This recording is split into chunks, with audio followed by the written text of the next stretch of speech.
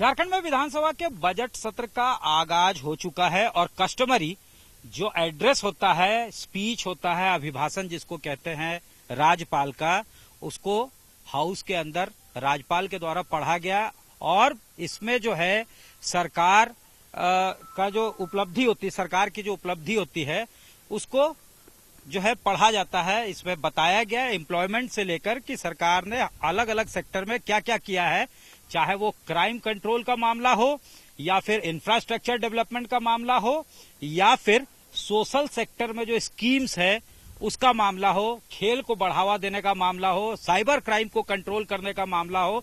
इन तमाम बिंदुओं पे अंदर जो है अभिभाषण के दौरान सरकार के उपलब्धियों का जिक्र किया गया और उस दौरान आज तो विपक्ष शांत रही, लेकिन जाहिर तौर पे विपक्ष जो है कई मुद्दों को उठाएगी।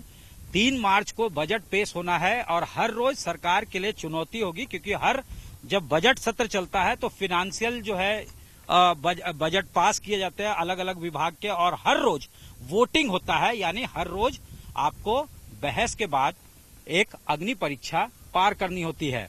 और जाहिर तौर पे कई ऐसे मुद्दे हैं विपक्ष के तर्कस में जिसका इस्तेमाल वो सत्ता पक्ष के खिलाफ करेगी। सबसे बड़ी बात होगी कि एम्प्लॉयमेंट का जहां तक बात है तो 252 लोगों को जो जेपीएससी के द्वारा नियुक्ति दी गई है उसको तो अभिभाषण में उसका जिक्र किया गया है, लेकिन यहाँ पे 7 लाख से ज्यादा जो निबंधित बेरोजगार है, यहाँ पे कोई एम्प्लॉयमेंट पॉलिसी नहीं है। एम्प्लॉयमेंट पॉलिसी को कोर्ट ने रद्द कर दिया है क्योंकि उसमें कई त्रुटियां जो है वो कोर्ट के तरफ से बताई गई थी। पहला था कि परीक्षा जो 3rd ग्रेड और 4th ग्रेड के लिए लिया जाएगा उसमें अंग्रेजी और हिंदी को माध्यम नहीं रखा गया था, उसको पेपर नहीं रखा गया था, उस पर ऑब्जेक्शन था। साथ ही साथ एक ऑब्जेक्शन ये था कि जिन लोगों ने यहाँ से मैट्रिक और जो है +2 का इम्तिहान पास किया है, चाहे वो झारखंडी ही क्यों ना हो, वही इस फॉर्म को भर सकते हैं और अगर झारखंडी रहने के बावजूद अगर उन्होंने बाहर से पढ़ाई की है तो वो पास नहीं, वो जो है उस एग्जाम में नहीं बैठ सकते हैं। तो कोर्ट ने इसे समानता के अधिकार